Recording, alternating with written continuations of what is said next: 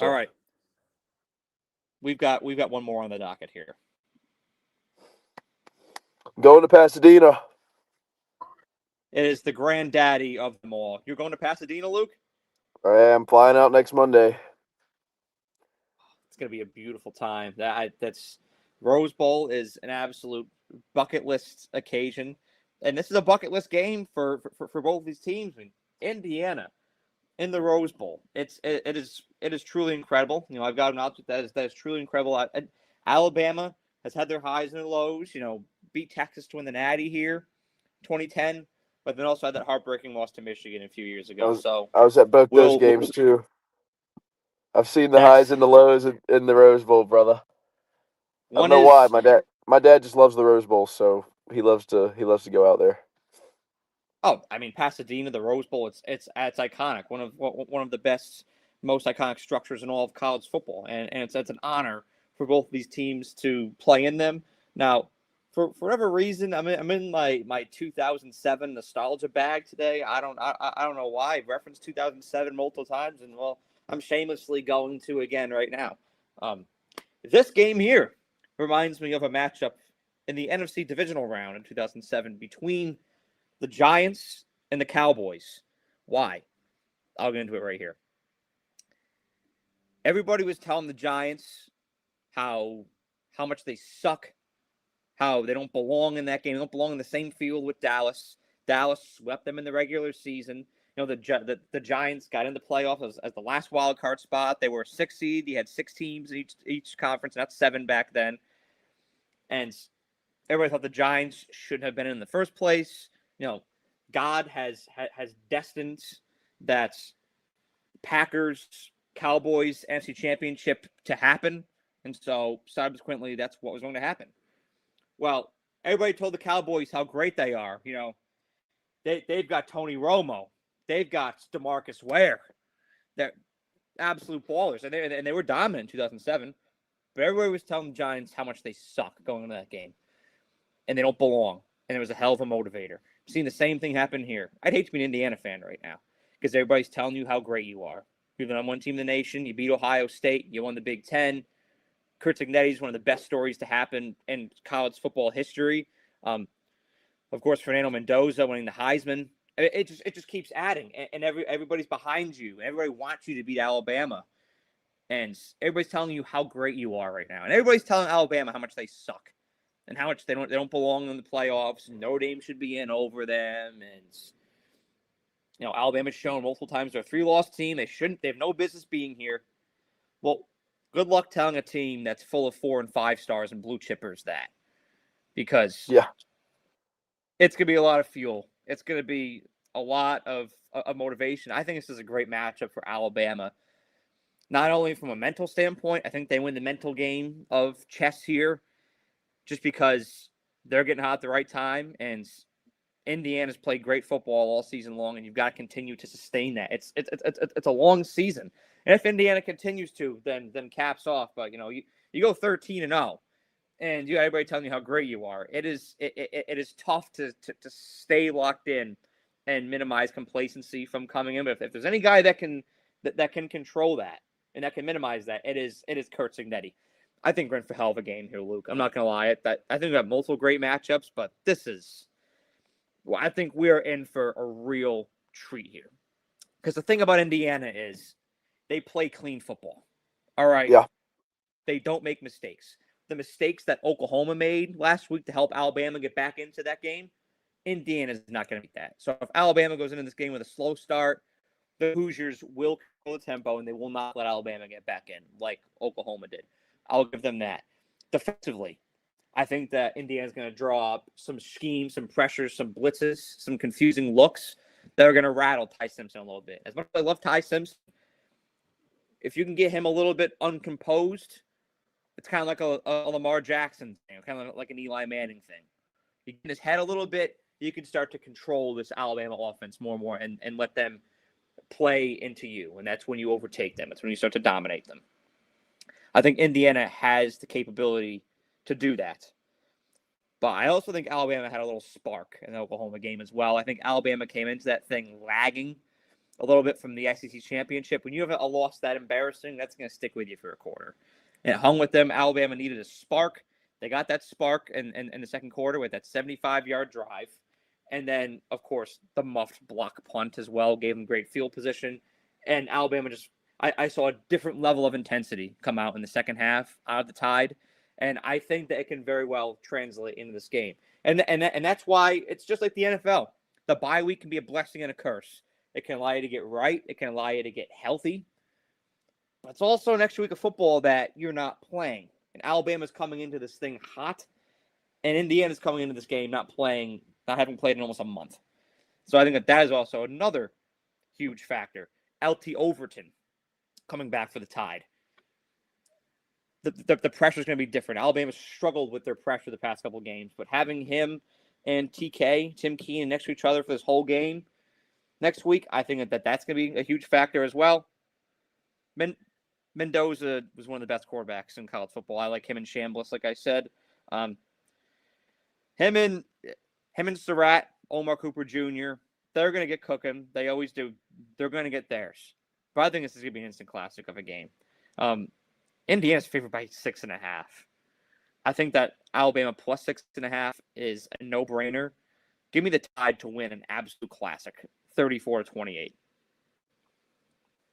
Yeah, I like everything you said. I think that sometimes when you're down and you've been beat to hell like Alabama had for the last three halves of football, and then really three halves and a quarter of the Oklahoma game, sometimes all you need is that belief that you can do Yeah. it, because when you've been shut down for so long, you start to lose hope. You start to kind of lose that energy and that feeling of like, okay, we belong on this field. We can do this. Like and that's what that 75-yard drive did. And all credit to Kalen DeBoer for not kicking a field goal when it was fourth down in the red zone, because a lot of coaches would have been like, you know what, let's get out of here. Let's take our points. For one example, I guarantee you that Cristobal would take his points there. Oh, totally. No The hate on conservative play Cristobal, calling, absolutely. but it would have been the wrong move. Yeah, and I he fully agree. and and but that touchdown really set Alabama off, and then that defense gets a little bit of rest, and because that defense has been, I mean, that defense has been on the field for 80% of games over the past 3 weeks. I guess not weeks, but 3 game weeks. And really, Oklahoma did make a few mistakes that led Alabama back into the game. Obviously, the play before that punt where Mateer rolled out, Deshaun Jones missed a sack, and Oklahoma just dropped a surefire touchdown that led to that muff punt. But like you said, Indiana, they won't do that. They won't do that at all. Indiana, the reason why they are where they are is, one, they don't commit a lot of penalties, they don't commit a lot of turnovers, and they make you beat them. And I forget who said it. I want to say one of their linebackers said, "We're just a band of misfits." And so I really don't think that Indiana is going to take this rat poison that they've gotten. I don't think that they truly believe. They're kind of like that team that says, "You were on that side, stay on that side." And I know Signetti is the exact same way, but I do think that Alabama is being just. I mean, you that was a little bit of extra in that win for Alabama, that they were playing for something a little bit more than just a first round game of the college football playoff, which is crazy to say. They were disrespected. They're being disrespected here again. Another thing with Alabama is they haven't been healthy in God knows how long, and 2 more weeks of rest. I think that's the biggest factor for Alabama, and the healthier they get, the scarier they get. They're a locomotive freight train, in my opinion. And if they get through this, we'll see who wins that Texas Tech Oregon game. Both of us think it's going to be Texas Tech, but that would be a hell of a matchup in the Peach Bowl. And that would be a very close game for Tide Nation. So, I don't know I don't know how much of Tide Nation is going out to the Pasadena. So I think Indiana will have the fan base, because it's when Indiana fans never thought they'd be here. But with that being said, I think that Alabama is getting healthier. I think that Alabama is more talented, and I'm going to take Alabama here. I think 6.5 is the best bet of the weekend. Um, but I think Alabama money line hits, and I think that Bama wins 28-24 over the Hoosiers. Um, Look, we've seen this before. Number one team.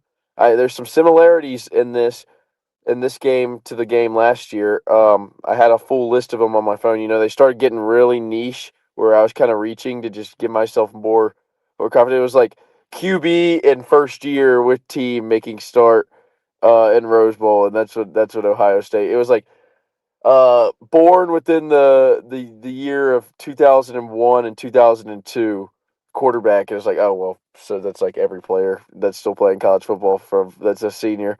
But no, Big Ten champion in Pasadena. We saw it last year against a team that beat an SEC team in the first round. We saw it last year. That team went on to win the national championship out of that 8-9 game. So there's some moxie with those 8-9 teams. So I'm taking the Tide here, 28-24.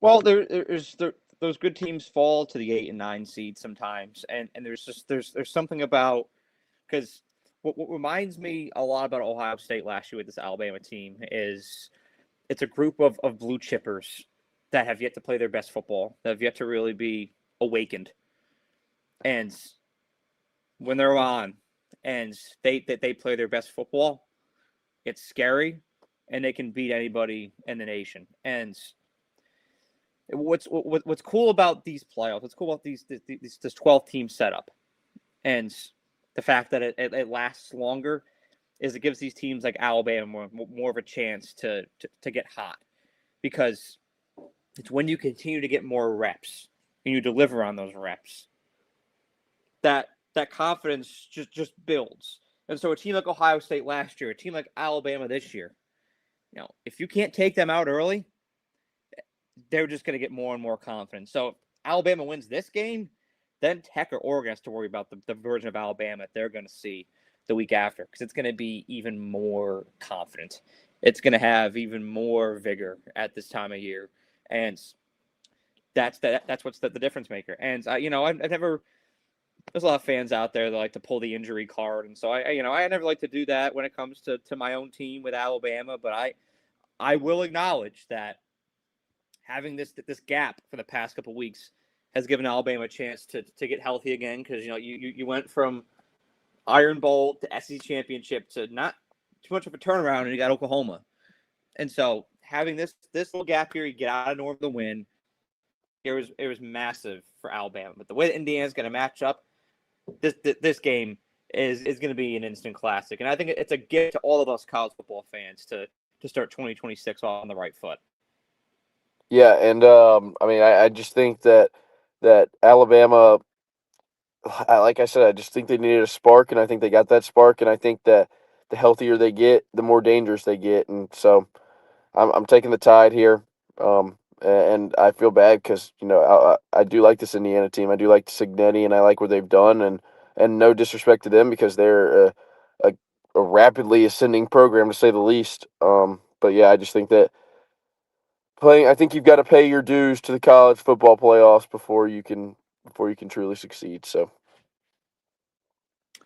That's a very true statement, my friend. So we both go with Alabama, and we'll see how this thing shakes out.